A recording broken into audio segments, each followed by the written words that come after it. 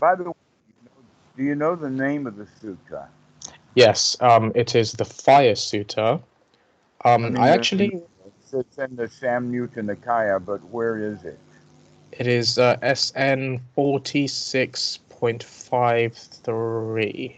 Um, I will send you a link to it right now. Okay.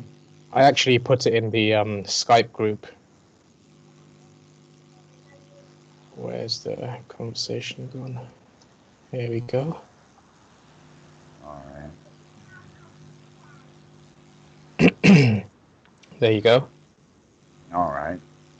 So it says that when the mind is in a state of dullness, that it should not cultivate tranquility, concentration, and equanimity. Instead, it should cultivate investigation, energy, and rapture. And when the mind is in a state of restlessness, it should not cultivate investigation, energy, and rapture. Instead, it should Okay. cultivate tranquility, concentration, and equanimity. And then at the end, it says, but mindfulness is always good. Without mindfulness, you can't do any of those things. Yep. Why? Because mindfulness is to remember to do those things, which means that now that the mind is dull, we've forgotten all about it. Forgotten it. All right. All right. So, in that sense of dullness, there, when we talk about the rapture, cultivating rapture, here's the important point that many students miss. Yep. Uh,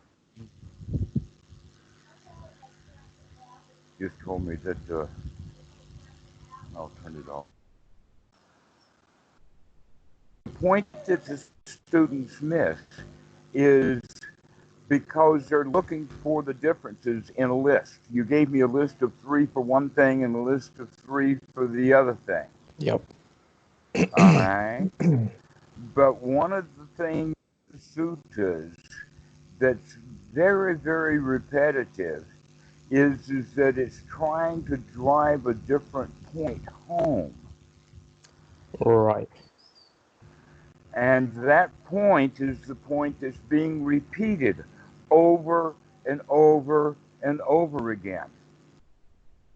The sutras are designed to that way, that the point that they're trying to make is often not a detailed list of things, but on this list of things, it always has this point in common. What is that common word in that sutta?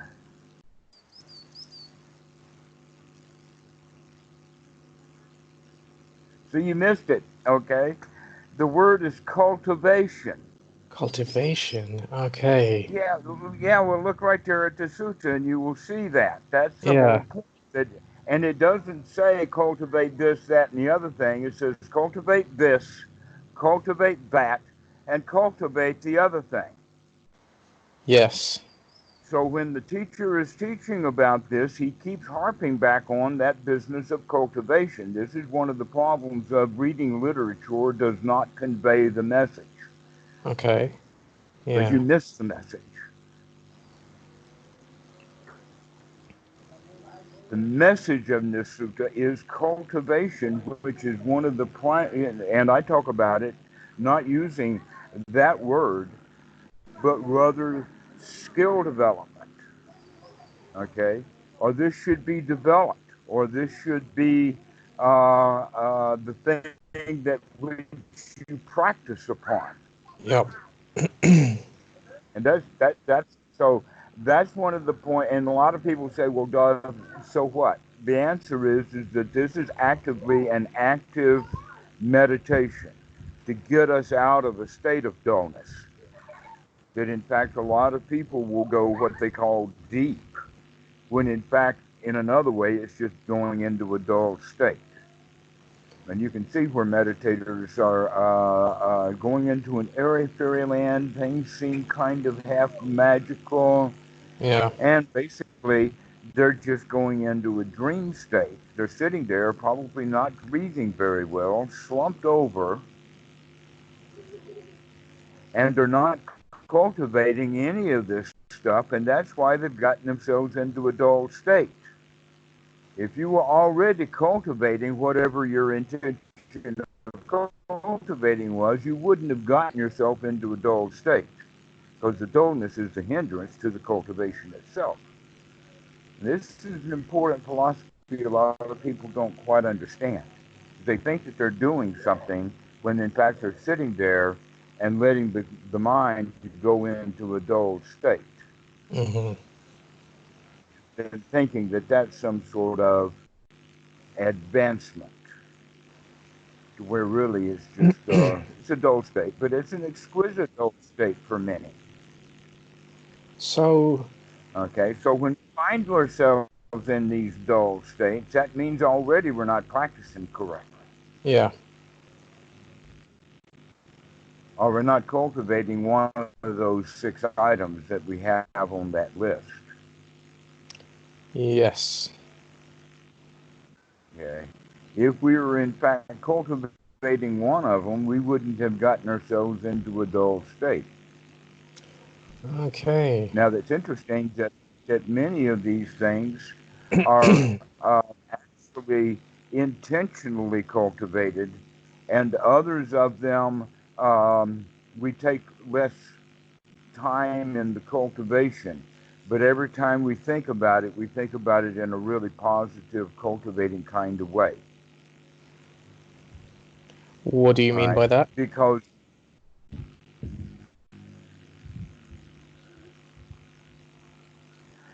for for instance, equanimity, which is part of what they're saying, do not practice equanimity when one is going into a dull state. Or let us say, when one finds oneself in a dull state, getting out of it with equanimity is not the right way to do it. Yeah. And the answer to that, based upon the quality that I've talked about with sea legs, is being able to get yourself balanced in an unstable situation. Well, when you're in this dull state, it's already pretty stable. So getting yourself really stable in a stable situation is not really of much value. Right. Okay. Okay, so but cultivating rapture, almost always rapture is built with the breathing.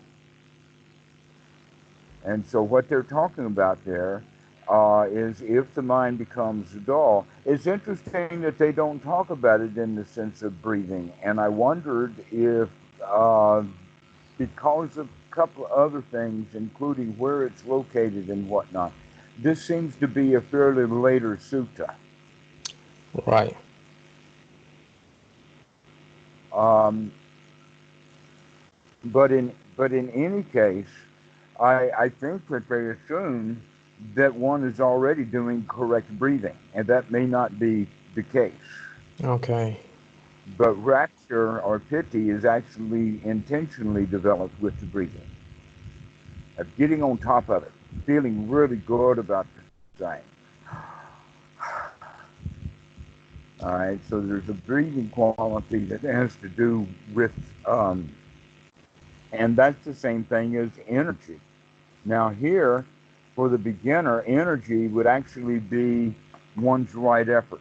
It's kind of interesting that I think that whichever 2 poly words they are, and I'm not sure, that translate one into effort and the other one into energy, I think that they're closer related than they are in English, because they seem, in fact, Okay. actually opposites.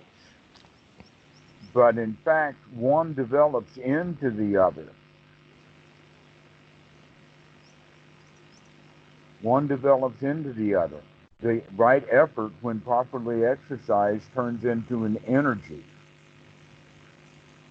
So there's a continuum for you, So but it's not actually part of the super. I've been Go trying ahead.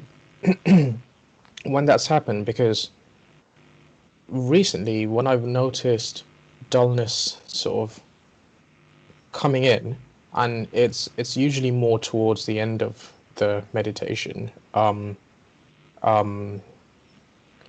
Okay. and when I'm not formally meditating, it's it's after a meal or something, or after I've had a I've been working really hard and I'm just sitting down on the sofa or in bed. As soon as I notice it happening, I try to sort of really look into what's going on, and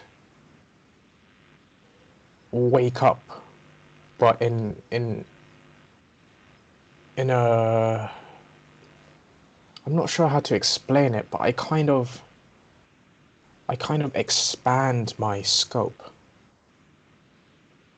because it's getting smaller, when I'm getting dull, and I try to expand it and take in everything. Um, Precisely so. Exactly so. the thing Now is, tell me though, about that expansion. yep, okay, Are so you talking about expansion of senses?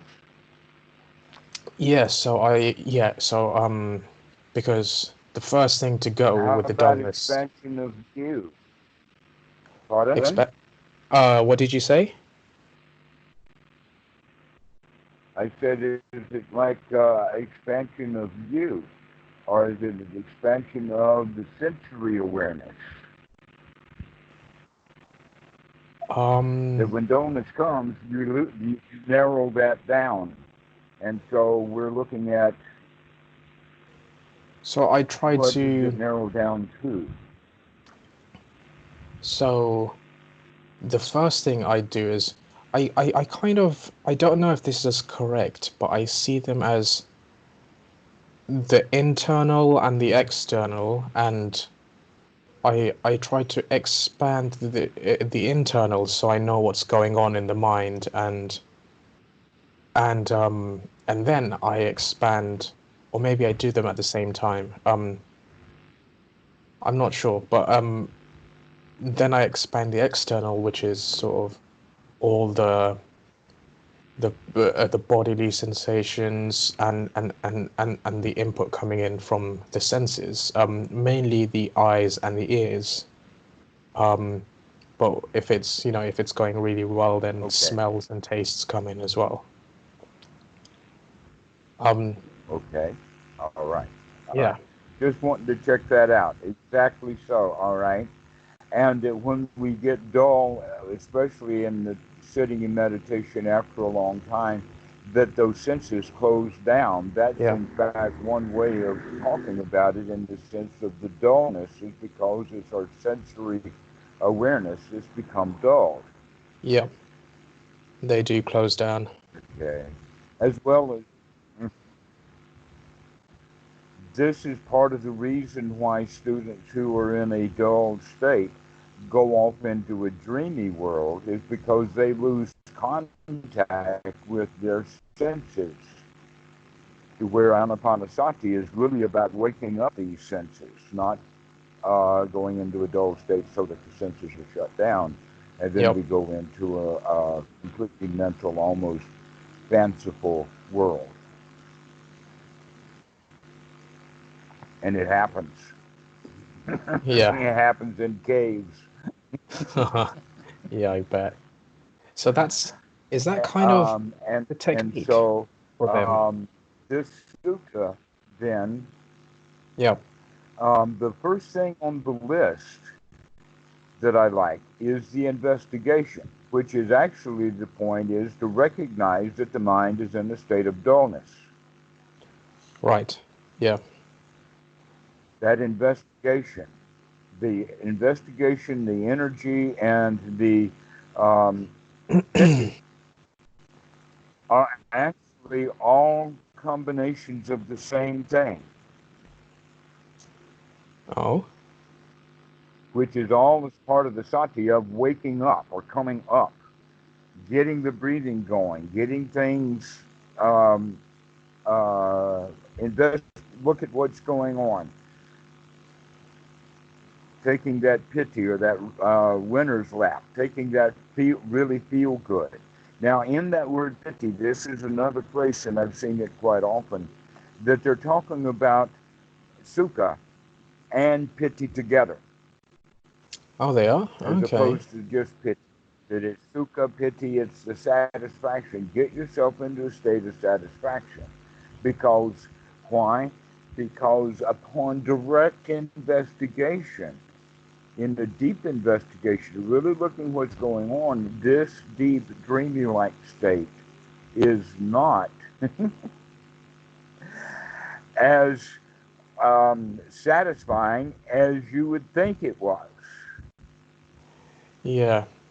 I That don't. there is actually some sukha in there because people enjoy it. They come out sometimes out of that state thinking that they've gotten great deep insights into things. And in fact, they may, uh, down in there, get insights. And so there is value in being there, and that sometimes that value gets really multiplied. And part of it has to do with it's a state that guys like, because after all, it really is when things are kind of closed down.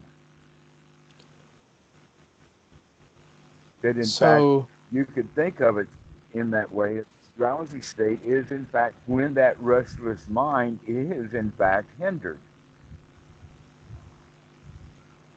So you're right in a way that the hindrance of restlessness and the hindrance of dullness are opposite ends, and that restlessness is a much hotter,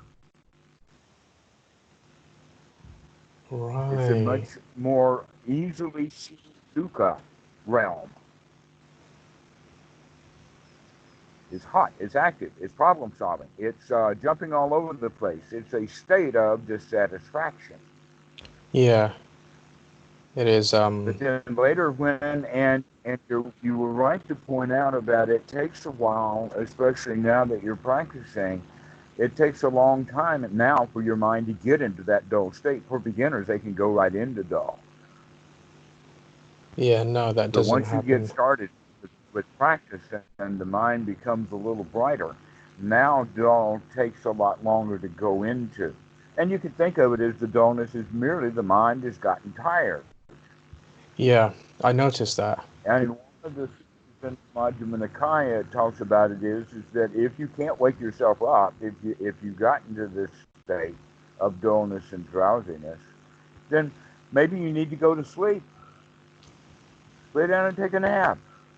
Well, I never get to That's that the point. final solution to the problem. Once you refresh, you can wake up, and start again. The level of dullness that I But experience is along never the really way, that there's kind things of we gross can do dullness. that rouse our energy. Physical things. One is to rub the arms, to slap the face, Haha. to wake ourselves up. This can get us out of a state of drowsiness. And these are part of what's in one of those sutras. So this sutra that you've latched onto, I think, is a really good one. But we need to put it into the context of a lot of other things that are going on. Yeah, the context is really important. Yeah, I see that now. So when we have caught ourselves into a state um, that's drowsy, perhaps the right thing ultimately to do if we can't get out of it is to finish the meditation, because this is not worthwhile. This is not going anywhere.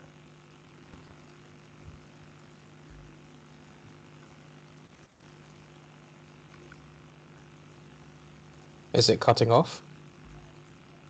So I had a bit of problems with these headphones, as I told you. Yeah. Um, Meanwhile, if we can get ourselves out of it, then taking energy, taking a deep breath, having that winner's attitude, I can get out of this. No matter how obstructed it gets, even illness, I can wake myself up and come out of this. Could you say that again? It's breaking up. I want to work now. You see, talk to me. Can you hear me? Yes, I can hear you. Can Keep you? talking, so I All can right. figure out what's going on. Okay, right. So, when I experience that kind of dullness, um, it never gets to the point of drowsiness or falling asleep. Um, it doesn't really get close to that, but there is just a very slight feeling of comfort, and it's sort of it's So enough. you're catching it quickly. Yeah, Yeah, good. I'm glad to hear that you're catching it quickly, because if you don't catch it, it'll slide right into it. yeah. So you're catching it quickly. That's good. It's just I always sort of I catch it, and then it either goes off into restlessness, or I'm restless and I calm down and it goes into dullness, and I'm trying to work on the balance between the two. But the thing is, they kind of both ends have their own sort of versions of sensual desire, or aversion slash ill will, in the sense that all these things I'm thinking about are happening while I'm either restless or while I'm dull, and there is all that sensuality in those thoughts as well. So it's really pinpointing Okay. what is going on and addressing it accordingly. Um, I would say that this is the base experience that you just mentioned, but that when the mind is restless, then the hindrances are going to be easily seen as thoughts. But when the mind begins to get dull, then the thoughts are not so much of an issue, but you still feel that. That in fact, this is what you're Feelings. beginning to sense is Yep. that this dull state doesn't really feel all that good. It Yep. really is a relief against having the hindrances buzzing on and on. But the nice energetic But state is the the best. mind is still in the state of hindrance, right? But the mind is still in the state of hindrance, and that basically this is when mindfulness is sati. We need it right now, and we need it so that we can wake up enough to take a deep breath and basically start our meditation over again, the beginner's mind, to come out of that state and to Uh-huh. bring ourselves back into a state of satisfaction. Yeah, the beginner's mind. Surprised you Yeah, said, aha, that sounds so obvious. it does. Yeah, but because that's every time that we catch the mind in hindrance, that's exactly what we do. It's like, okay, Yeah. we've slipped off the path. We're now in the ditch. Let's get back on the path and boogie on down the smiley road. Yeah. I think in the past, where my doubts would be a lot higher, um it would make it more difficult to come back into it. But now the doubt is also it doesn't have as much of an effect, um or it's quite easy to I can notice see, it. yes, for the very raw beginner, doubt will get in that mix also. That's the thing about these hindrances when we talk about them um, in the sense of one, two, three, four, and five. The students have the idea that they are all separate, Yeah. but they're not. Yeah. They, they're all wrapped together. That there is desire in there, there is ill will in there is a bit of drowsiness, and then there's a whole lot of restlessness that can move into drowsiness. But then there's that big issue of doubt. Yeah.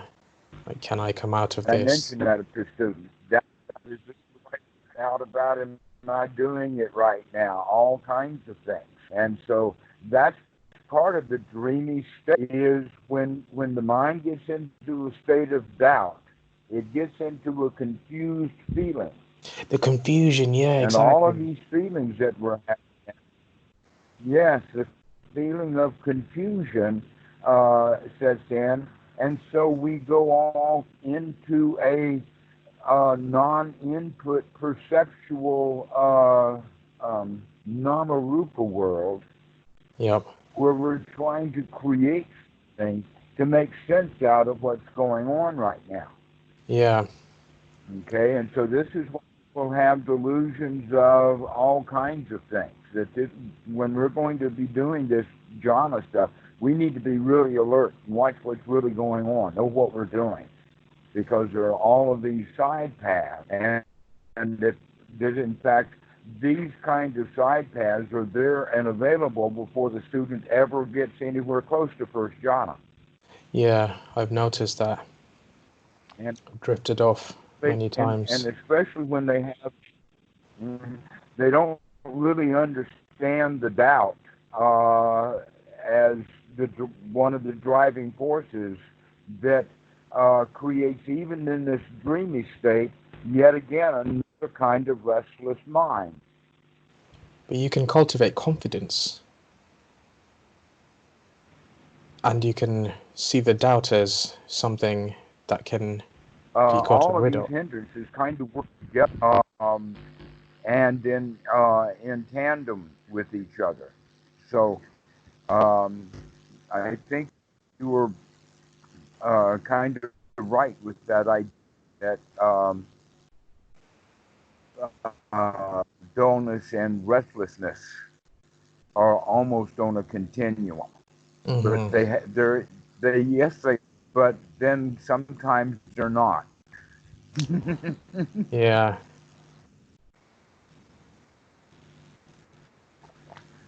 Sometimes the restlessness will continue on even when the mind is dull. It's just a different kind of um, restlessness Yes. Yeah. because it's not so uh, thought provoking and disturbing, but it's a level of feeling. This is actually the whole point of why restlessness is both a hindrance and a fetter, is because Hmm. the fetter is the underlying feeling of being in a state of tension or anxiety or unsafe. So amazing. And then the thoughts come as a response to that. Right. And so get The trying to thinking develop a mind. state where those thoughts more dream. Uh, Dhammarato, you're breaking up. the it's kind of like a how to say it? Yeah, the dreamy quality of it. It has that quality of not pleasant. Dhammarato, It's still you're yeah, I can't hear you. You're breaking up a bit too much. even now. Now I can. Oh, Yes.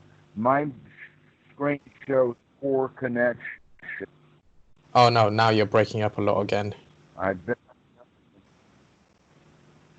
I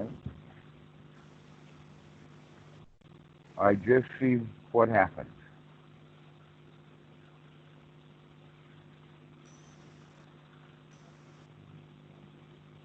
I'm having to close down a program. Am Hmm. I still breaking up? No. All right.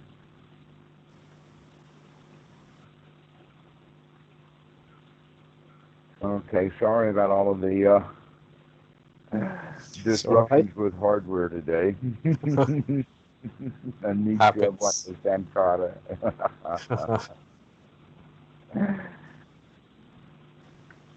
So, uh, how's the voice now? It's Is it It's still? it's I can hear you.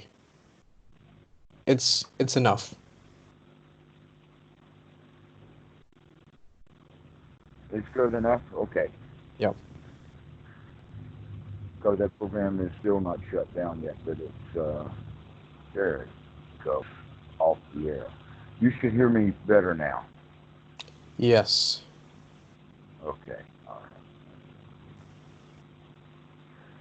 So this question that you have about drowsiness or dullness actually is part of uh, the package of hindrances. That there's always going to be a bit of this and that and the other thing in whatever hindrance state that we find. And that's part of the reason why it's actually quite worthwhile to do an investigation. Okay? That when we're in that dull state, while we've got it, basically then the first thing that we need to do is that we take a deep breath right then just to get things rolling, and now we take a look at that dullness and what's going on with it. Do I actually feel the restlessness that's still there in the body, or can I smooth that out too so that I can come back to a state of satisfaction? So we can actually then breathe into that subtle state of restlessness Okay. and bring ourselves out of it. That in fact the investigation is quite an important part of this package. So the restlessness is there or the dullness is there, but it's part of a package of the hindrances. So too is this investigation is part of the taking the effort and the energy and bringing ourselves into a state of piti, which means to be free from that, or bringing us back into our state of meditation. Mm. So this is yet another way of looking at it. So that investigative quality is really magnificent. So rather than hating the hindrance or not liking the hindrance, no, it says, all right, I'm going to look at you too. I'm going to figure out what's going on here. That's a kind of how it's been for the last 2 days. As opposed to hating them, it's been kind of just working with them. Um,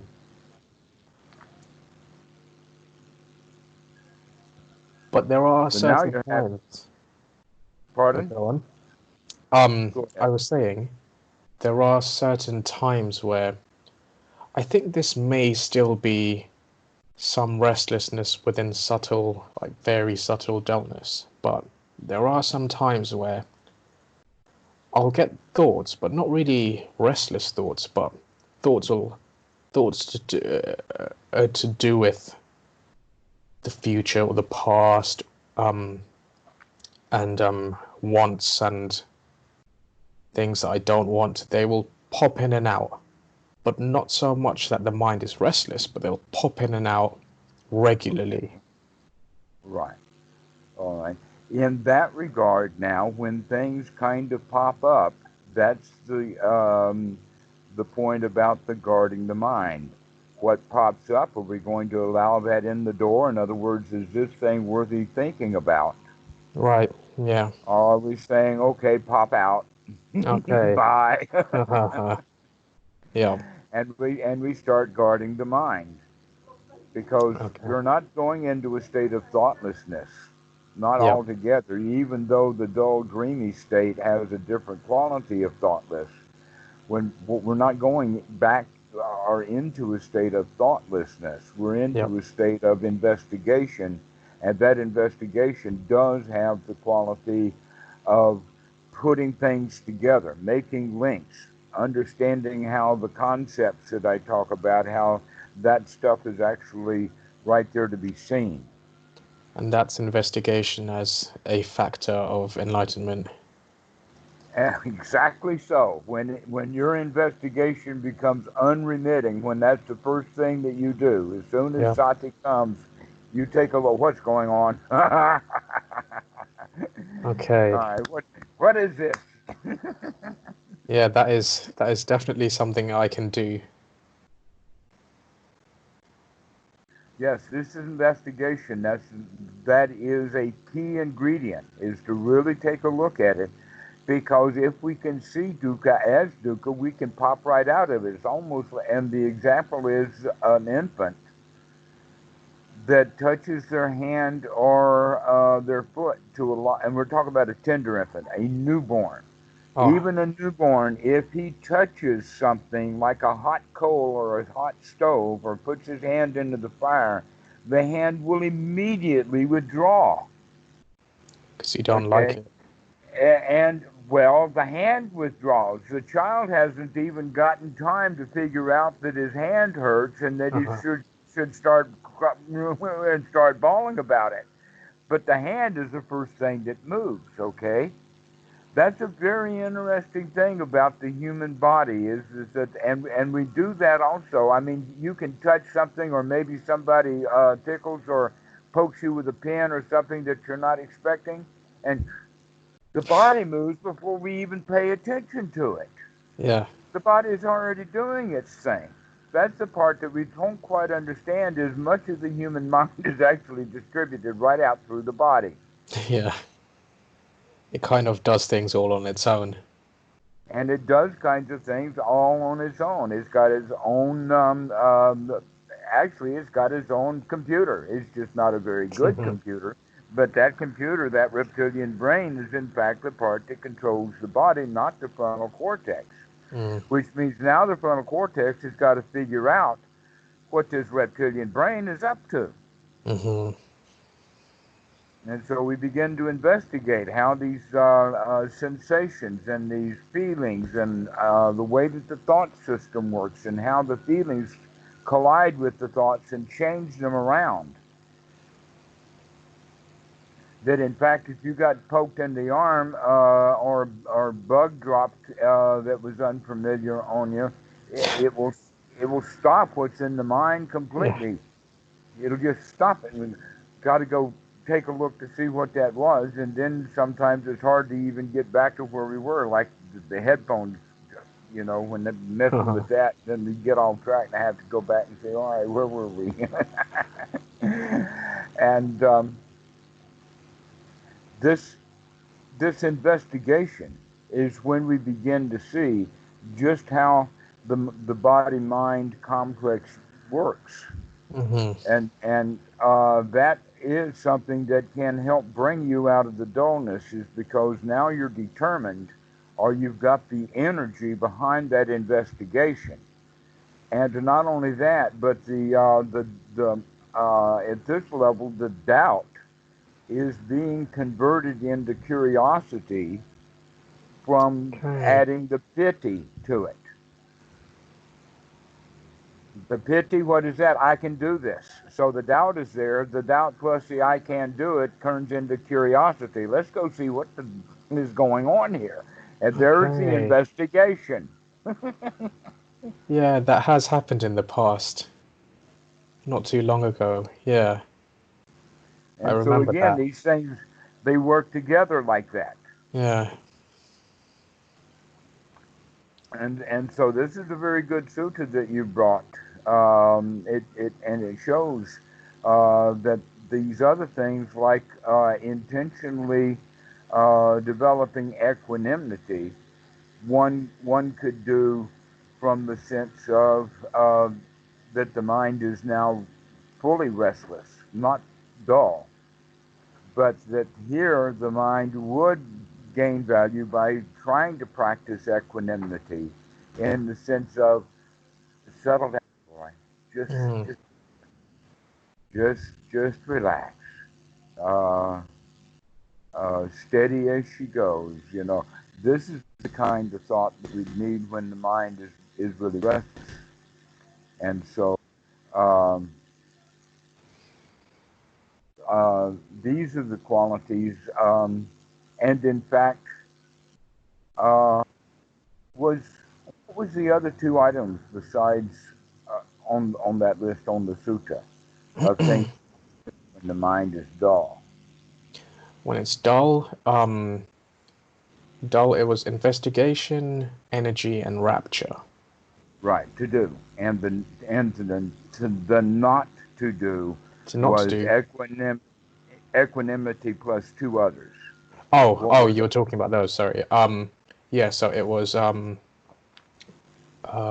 was it again? Oh yeah, tranquility, hmm concentration, or well, samadhi, and uh, equanimity. Yep. okay. When they put the word samadhi in that list, that's what gives me the idea that this is late. Yeah, it is late. Yeah, I got that impression as well. That this is not something that comes right out of the teaching of the Buddha. However, it has enormous value when you understand it from the perspective of Anapanasati. So um, I think that what this is indicating is that it would be fairly easy for a student to get into the dull state and then think that he is in jhana. And so now he wants more jhana, and so now he's going to work on focusing or concentrating the mind. Yeah, I know that feeling as well. All right, which is not exactly what we want to do with the samadhi. The correct practice of samadhi, it would be to go back and gather the first jhana factors together, which is rapture and investigation and sukha and having a mind that is fit for work Hmm. and hindrance, including the free from the hindrance of restlessness and dullness. So that's real samadhi. Hmm. But it is really easy for the students who are in the state of dullness to think that no, this is samadhi and it should be encouraged and therefore that should be practiced. Mm. And so down they go to into a rabbit hole. Yeah, yeah, that's happened before. Um, where it's because you feel good, but there's also a kind of comfortable sort of buzzing, I think, where it's not like the energetic, sort of alive, awakened feeling that you usually, well, that you want to get, but it's Right. kind of it's nice, it's comfortable, it's fun, um, and it's just it's very soothing, I think. I don't know if that's the right word, hmm but um, I'm quite I'm a lot better at noticing that nowadays than I used to be, because I used to sit in that for quite a while back in the um like many months ago, even years ago. Okay. Well, now we got to have a better practice, something that's got more immediate results to it, because people will be in those kinds of states for a long time, thinking that eventually they'll get some benefit out of it, Yep. that somehow it grows on you or something like that. I'm not sure what uh, we have. I was that way too. Yeah, when I was with Goenka, I would get into that kind of thing. It was Ah. only at Watso and Molk when I figured out, or when I was threatened, wake up, kid. Yep. Definitely need to wake up. So um, the last one that we can have any attack upon is the one tranquility. Okay. Well, we can see where people would mistake tranquility, using that word especially, um, as the dull state. That in fact, if someone is going to be more tranquilized, then they will go from dull to drowsy to Uh-huh. slumber. Uh-huh. Okay, that's the direction that one goes in. Um, however, um, the problem is the translation of the word tranquility. And I'm sure that Subharo referenced Bhikkhu Bodhi to make sure that he was using the same word that he used, which was tranquility. The Pali Right. word is actually passa, or passive. And that the way that we want to talk about that is to relax. The right way of tranquility is not trying to get Uh-huh. yourself into a tranquilized state. Not only that, but you'll immediately have the idea of Like sedated or something. tranquilizer guns and Oh yeah. tranquilized animals that are laying down while somebody is doing something to them. I don't think Yeah. that we want anything to do with that kind of being tranquilized, either shot with a dart or whatever. Nope. So that whole quality of tranquilized is not a good translation. A much better word, uh, if we could get away with it, is to develop hanging out. To hang out Uh-huh. and Yeah. relax, Chilling. take a load off, chill out. Yeah, that's it. Okay. And the word chill is in fact also the same word as nibbana. Oh So yeah, in cooling the down. roots of our language, of the good things to do when we talk to ourselves. Like in Thai language, they have jai yin, which means cool heart. That's the translation. But the way they say jai yin, jai yin, jai yin, Uh-huh. okay. So just settle down or cool off. All right. So that's the right way to do it. But when one is already dull, the point of that kind of stuff is not going to take you also into being vibrantly alive. No, not at all. Okay, working with that, just like equanimity, is good for a very restless mind, a monkey mind, the Yeah. kind of mind that everybody has that they don't know they have until they start looking at it. Yep. But rather, here's the whole point: rather than trying to pacify or to tranquilize or to relax that mind or even to uh, equanimity, bring it into balance. The, the way that we're practicing in Anapanasati is no, let's change the subject. Let's change the subject. And the way that we change that subject is basically setting it up so that this monkey only has one tree to jump around in. He doesn't have the whole forest now to go to. Mm. Yeah. This is okay, and we get that monkey into that one tree by having these wholesome kind of thoughts that we're talking about. All right, that we have to investigate the thought to see, are we going to let the mind go jump into that tree? Mm. And the answer is no. It can jump all over this tree, but it's not going to go to that tree. We're going to say no, those thoughts out right now.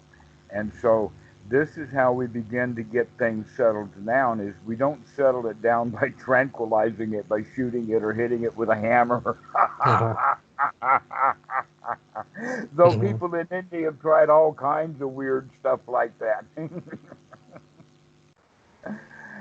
But rather we need to corral it or to stake it out.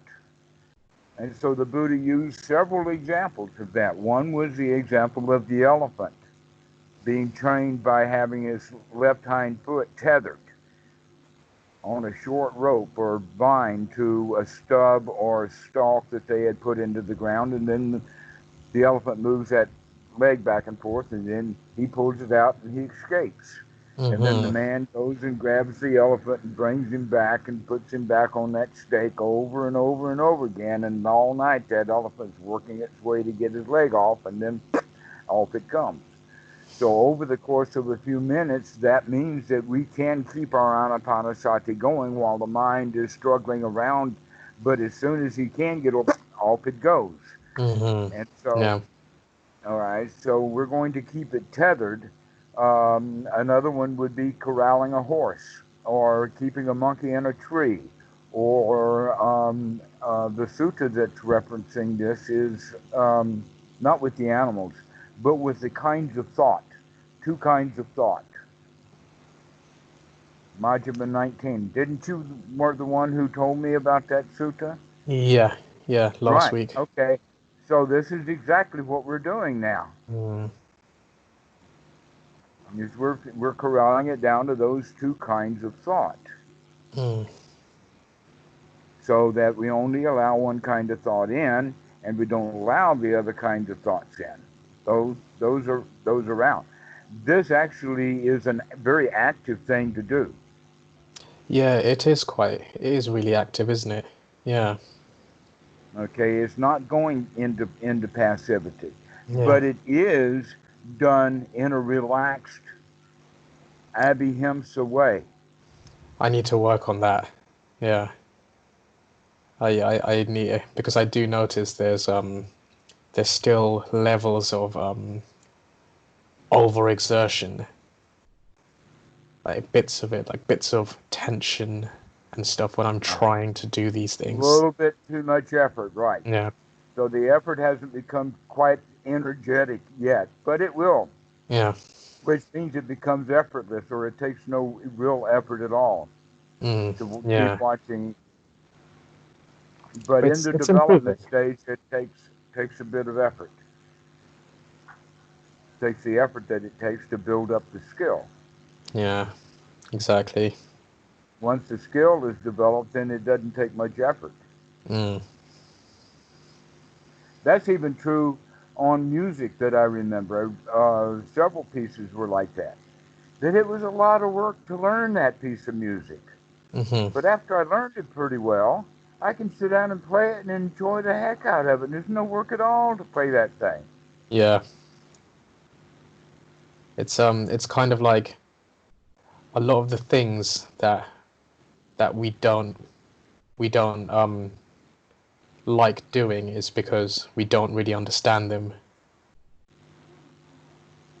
Yes, but this investigation has the ability that the more we look, the more we understand, the more we put things together. Yep. And that means the more we can change that doubt that Yep. hinders us into curiosity by adding that joy factor to it. And now the Yeah. investigation becomes suitable.